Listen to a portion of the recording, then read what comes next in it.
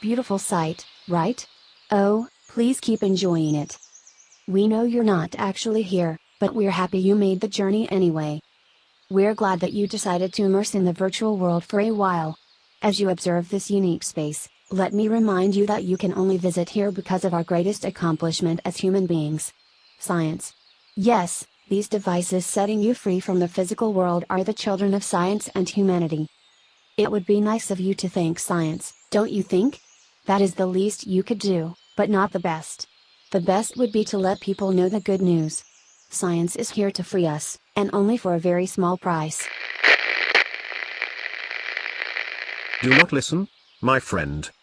Let me tell you, science is just one of the too many things we've invented. In our eyes, for instance, it is not only irrelevant to life, but when given too much influence, it becomes an actual threat to it. We came to see science as an epoch-specific, ethnic, and culture-specific project, one that is a politically directed, artificially induced stream of consciousness invading and distorting, and often attempting to take over the larger, more stable canvas of human perceptions and experience.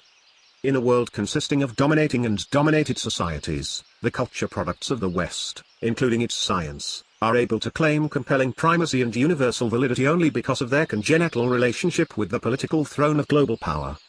Western science, an associate of colonial power, extended its hegemony by intimidation, propaganda, catechism, and political force. It extended its hegemony in other countries through an elite class, whose distinguishing characteristic, after a period of schooling in Oxbridge, was a thoroughgoing alienation from the life and culture of their own people. And true to its origins, this science has remained in the service of Western culture to this day, a crucial component in the hysterically active hegemony of the West. What has been responsible for the gross influence of science over the imagination of men in our times? One major factor has been the intimate relationship between science and development. Generally speaking, development was merely modern science's latest associate in the exercise of political hegemony.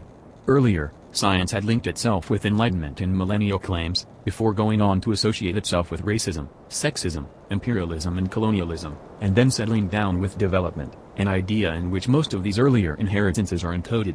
Development was desired by us non-Western societies precisely because it was associated with science. What was obtained prior to development, either in the form of pure nature or non-Western subsistence, did not have, we were told, the rationality, slickness, and efficiency of modern science. People, societies, nature itself were backward because of its absence. Backwardness was to be substituted by development, an allegedly better way of organizing man and nature. Science, in turn, was desired because it made development possible. Science and development reinforced the need for each other. This congenital relationship can be traced back to the Industrial Revolution, when a relationship was first established between science and industry. The second law of thermodynamics resulted from efforts to improve the working of a steam engine, in order to advance industry. Due to its industrial origins, the second law had consistently favored the definition of energy in a way calculated to further the allocation of resources solely for big industry purposes, as opposed to craft. The law of entropy provides a criterion for utilization of energy available from various resources. This criterion, known as the concept of efficiency, stipulated that the loss of available energy in the conversion becomes smaller as the temperature at which the conversion is effected is higher above the ambient. Therefore, high temperatures are of high value, and so are resources such as petroleum, coal, etc., which can help achieve such temperatures. In the light of modern science, more efficiency of this kind meant more development.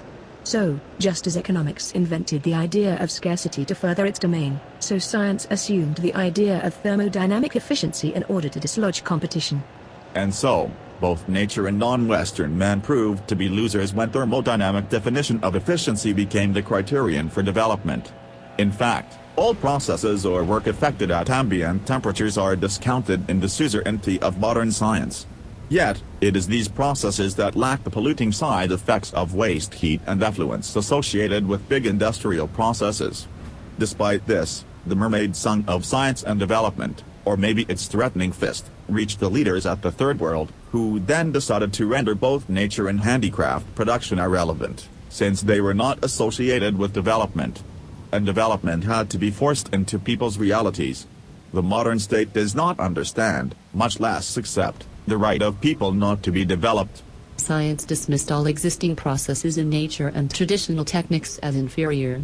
thus enabling big industry to substitute the blueprints supplied by science. Yet in human history, at least until the scientific and industrial revolutions, the technical knowledge necessary for survival had mostly remained non-centralized and radically dispersed. Literally millions of arts and technologies existed, all using a vast variety of accumulated knowledge and productive of a huge quantum of goods, cultural ideas and symbols stemming from the rich diversity of human experience, and based principally on exploiting processes at ambient temperatures. Also, because of science, people lost the right to claim that they could function as competent human beings unless they underwent the indoctrination required by modernity. It was a priori assumed that they were deficient as human beings and had to be remade. Manpower can only become an asset in the modern world when trained or educated. Due to its claim of universal character and objectivity, science became the producer of indisputable knowledge. The individual who refused to accept the basic scientific worldview risked being labeled not merely ignorant, but obscurantist, deviant or irrational.